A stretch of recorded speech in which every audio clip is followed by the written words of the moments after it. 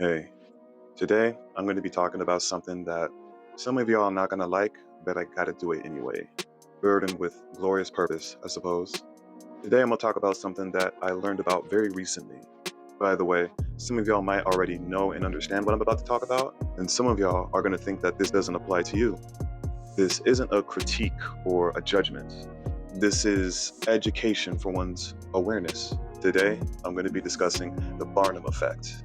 What is that Barnum effect? The Barnum effect is the tendency to believe or buy into vague general statements and interpreting them as very accurate and personally meaningful. Now, the Barnum effect is originally associated with psychologist Bertram R. Forer, who gave personalized personality tests to his students in 1948, even though everybody got the same test. This was known as the Forer experiment. Kind of makes me think of that learned helplessness test they did on those students. Maybe I'll talk about that at another time. Now, the term Barnum effect is associated with a man named P.T. Barnum, who's linked to the idea of having something for everyone in the crowd. So in short, it's taking vague general statements and believing that they're especially true about oneself, even though it could apply to anyone and maybe everyone. Think horoscopes and personality tests. I know. And by the way, just because many tests and assessments, horoscopes, and things of that nature use this tactic, that doesn't mean that all of them do, and it doesn't immediately invalidate them. Just be careful. And with that said, I'm not here to prove anything wrong. I'm not here to discredit personality tests or horoscopes in and of themselves. This is just simply a video talking about a tactic that is often used to exploit people, to exploit insecurity or bias in order to gain influence and even profit. Now remember, our brains are programmed for meaning, not truth. We're capable of truth, but we default to finding meaning. We desperately seek to find ourselves in other aspects of the world and in other people.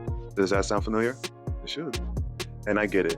I totally understand our need to contextualize our existence and our experiences, to feel connected to something bigger, or to maybe feel that what we struggle with isn't entirely our fault and we're not fully to blame, to also feel understood and seen. Don't be fooled, most of these tests are designed to exploit that need. I mean, I've taken some of those tests, horoscopes and personality tests, the Hogwarts tests. By the way, I'm a Ravenclaw. And some things applied, some things didn't.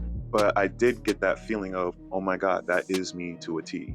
That feeling right there. So with that being said, I'm more concerned about mine and our attitudes toward these tests rather than the tests themselves, as I mentioned earlier. So let's try this. I want you to be honest with yourself. What is your first thought or instinct when I tell you that I am an ENFJ or that I'm a Pisces? Pisces Sun, Libra Rising, Scorpio Moon. Trust me, in person, you see people's reactions to your horoscope or to your zodiac, whatever it is. But just by hearing that, I know at least a few of you immediately adjusted your perception of me based on that information, which might recontextualize how you feel about anything else that I'm going to say, which, that's okay. That's how we work. Back to the Barnum effect. Now, something that is important to understand is look at the questions on these tests. When you feel the need to take a personality test or a horoscope or zodiac, look at the actual questions that are being asked. Take yourself outside of your own mind for a minute. There could be questions as vague as, you feel insecure, but you have untapped potential, or you struggle with making eye contact with other people, or you feel like you do more for others than they do for you. You know, general stuff like that most people are gonna feel or have experienced at some point. I mean, the first example applies to just everybody on the planet, essentially.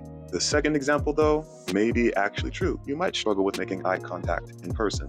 But there could be a list of reasons why that may be the case before you even get to diagnosing yourself with like autism or something, which people will readily diagnose themselves with that or anything else to make sense of who they are. And I know it's not easily accessible to everybody, but if you have the opportunity to see somebody, see a professional, I would do that. I want to be too quick. I don't personally believe in diagnosing ourselves so easily. But again, I get it. I get it. No, I'm not judging. We just have to be careful. Though we can't all afford assessments or therapy, we can still be very proactive and participate in our own development and understanding. I speak of this sentiment in almost all my videos. Now, in general, I do believe these tools can be useful, but they do tend to target people with insecurities or a low sense of self-worth or self-understanding. Generally, a low sense of self. People who are more likely to buy into external interpretations of who they are or who they believe that they are.